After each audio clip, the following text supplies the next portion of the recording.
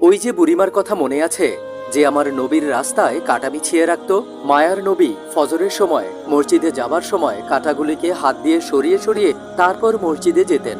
ওই বুড়িমা রাতের অন্ধকারে রাস্তার মধ্যে কাঁটাগুলোকে পুঁতে পুঁতে রাখতেন। একদিন সর্বপ্রথম যেদিন নবীজি বুঝতে পারেন নাই, সেদিন ওনার পায়ের তলা থেকে 40টার মতো বিষাক্ত কাঁটা তিনি বের করেছিলেন। আল্লাহু আকবার।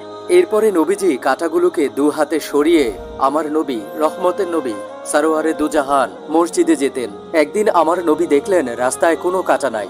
তিনি জিজ্ঞাসা করলেন, আজ রাস্তায় কোনো কাঁটা নাই কেন? সাথে থাকা লোকজন উত্তর দিল, হুজুর, আপনার রাস্তায় যে বুড়ি কাঁটা বিছিয়ে রাখত, সে অসুস্থ, বিছানায় পড়ে আছে। এই সেই বুড়ির বাড়ি, যেখানে হাজিগণ হজ করতে গেলে এই বাড়িটি দেখতে যান। বুড়ির বাড়ি থেকে সামান্য পরিমাণ দূরে অবস্থিত এই সেই মসজিদ, যে মসজিদে নবীজি রাসূলুল্লাহ সাল্লাল্লাহু আলাইহি ওয়াসাল্লাম নামাজ পড়তেন। সুবহানাল্লাহ। মক্কাতে একটা বুড়ি মহিলা তার সহায় সম্বলের বস্তা নিয়ে রাস্তায় বসেছিল। তখন সেখান দিয়ে মোহাম্মদ সাল্লাল্লাহু আলাইহি ওয়াসাল্লাম যাচ্ছিলেন। তখন বৃদ্ধ মহিলাটি বলল, বাবা, এই বস্তাটা আমার মাথার উপর রেখে দিতে পারবে? হুজুর সাল্লাল্লাহু আলাইহি ওয়াসাল্লাম যখন বস্তাটা উঠালেন, দেখলেন এটা অনেক ভারী। তখন তিনি বুড়িমাকে বললেন, হে বুড়িমা, এই বস্তাটা তো অনেক ভারী, আর আপনি অনেক দুর্বল। আপনি যদি কিছু মনে না করেন, তাহলে বস্তাটা আমি আমার মাথায় নিয়ে আপনাকে গন্তব্যে পৌঁছে দেই। তখন বুড়িমা হেসে বলল, বাবা, এর চাইতে ভালো আর কি হতে পারে? হাঁটতে হাঁটতে বৃদ্ধ মহিলাটি বলতে লাগলো, মক্কাতে মোহাম্মদ নামের একটা জাদুঘর এসেছে, যে নিজেকে আল্লাহর রাসূল বলে দাবি করে আর আমাদেরকে মূর্তি পূজা করতে নিষেধ করে।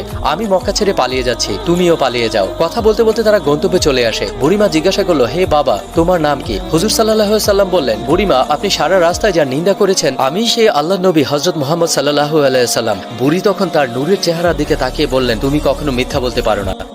হযরত ওমর রাদিয়াল্লাহু তাআলা আনহু একবার অসুস্থ হয়ে টাটকা মাছ খাওয়ার ইচ্ছা করেন, কিন্তু মদিনার বাজারে অনেক খোঁজাখুঁজির পর তা পাওয়া গেল না। কয়েকদিন পর যখন পাওয়া গেল, দেড় দিরহাম দিয়ে কিনে এনে তা রান্না করা হলো। তারপর একটা রুটির উপর মাছটা রেখে খলিফা ওমরের সামনে দিলেন। ঠিক ওই সময় এক ভিক্ষুক এসে দরজায় হাজির। তখন হযরত ওমর তা না খেয়ে ভিক্ষুককে রুটিটা সহ মাছটা দিয়ে দিলেন। এমন দৃশ্য দেখে খাদেম বললেন, জনাব, অনেক খোঁজাখুঁজির পর মাছটা খুঁজে পেয়েছি, আপনি যদি বলেন তার মূল্য আমি ভিক্ষুককে দিয়ে দেই। খলিফা উমর তাতে সম্মতি দিলেন না। তখন খাদেম ভিক্ষুকের কাছে গিয়ে বলল, তুমি মাছটা আমার কাছে 1 দিরহামে বিক্রি করে দাও। ভিক্ষুক বলল, ঠিক আছে। খাদেম পুনরায় মাছটি হযরত উমরের সামনে দিয়ে বললেন, জনাব, মাছটি 1 দিরহাম দিয়ে আপনার জন্য কিনে এনেছি। তখন